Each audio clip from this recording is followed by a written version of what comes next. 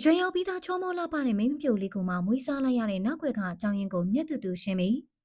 အရွယ်ရောက်ပြီးသားမိန်းမပျိုလေးကိုတိမ်တောင်ချီအမွေတွေပေးဖို့မွေးစားလိုက်ရတဲ့အကြောင်းရင်းကမင်္ဂလာပါပြည်သက်ကြီးတို့ရှင်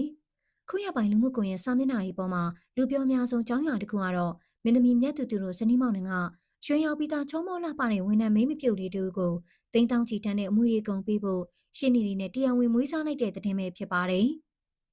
အရွယ်မြောက်သေးတဲ့ကလေးငယ်လေးတွေကိုမွေးစားတာမျိုးတွေသာကြားဖို့ခဲ့ပေမဲ့ဝန်ထမ်းမိန်မပြိုလေးဦးမှာဘာကြောင့်ခုလိုမွေးစားမွေခံဖြစ်မွေးစားလိုက်ရတာလဲဒါတကယ်ပဲစေတနာတန့်တန့်နဲ့မွေးစားရလားဒါမှမဟုတ်နောက်ွယ်မှာလူတွေမသိသေးတဲ့အခြားအကြောင်းရင်းတွေရှိနေမလားဆိုတာကိုလူတွေကစိတ်ဝင်စားစွာနဲ့ပြောဆိုနေကြတာပါဟုတ်ပါတယ်မင်းသမီးမြတ်သူသူနဲ့သူမရဲ့ခင်မွန်းတို့ဟာသူတို့ရဲ့ရတနာဆိုင်မှာတစ္ဆာရှိရှိလှုပ်လှုပ်ကိုင်နေတဲ့ဝန်ထမ်းမလေးချွချွသားသမီးဖြစ်တရားဝင်မွေးစားကြောင်းကြေညာခဲ့တာပါဒါပေမဲ့ဒီကြေညာချက်ထွက်လာပြီးနောက်မှာတော့ပြည်သက်ချုံနဲ့အွန်လိုင်းသုံးပြုသူတွေကြားမှာစိုးရိမ်မှုတွေဖြစ်တတ်တဲ့သဘောတရားလေးတွေပြင်ဝေဖန်မှုတွေလည်းပြင်းထန်စွာထွက်ပေါ်လာနေခဲ့ပါတယ်။အထူးဝေဖန်ကြတဲ့အချက်ကတော့မွေးစားခံရတဲ့ကောင်မလေးကအရွှေရောက်ပြီးအလုံးလောက်ကင်နေတဲ့အရွှေဖြစ်နေတဲ့ပြင်လှပတဲ့မိမပြိုလေးဖြစ်နေလို့ပါပဲ။လူဆိုတာခုချိန်မှာချစ်နေကြပေမဲ့နောက်တစ်ချိန်မှာလင်မယားကြားလူမှုရေးပြဿနာတွေဖြစ်လာနိုင်တယ်။ယောက်ျားဆိုတာမျိုးကစိတ်ချတာမဟုတ်ဘူးဆိုပြီးမြတ်တူတူအတွက်စိုးရိမ်တကြီးနဲ့တတိပေးဝေဖန်ခဲ့ကြတဲ့သူတွေလည်းရှိနေတာပဲဖြစ်ပါတယ်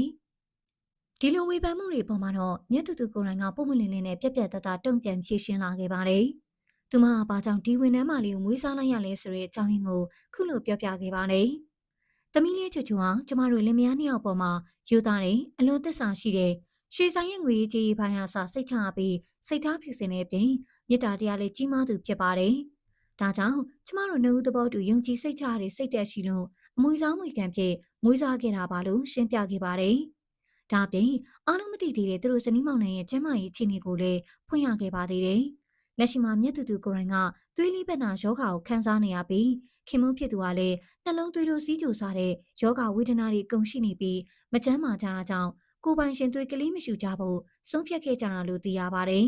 ။မြတ်တူတူရဲ့ခင်မွားကလည်းကလေးမယူတာကိုလက်ခံပေးခဲ့တဲ့အတွက်မွေးစားဖို့ကိစ္စကိုနှုတ်သဘောတူဆုံးဖြတ်ချက်နဲ့သာလုပ်ခဲ့ကြတာဖြစ်တယ်လို့မြတ်တူတူကထပ်မံပြောပြလာပါတယ်။ဒါနဲ့မဲလားဆိုတော့လည်းမဟုတ်သေးပါဘူး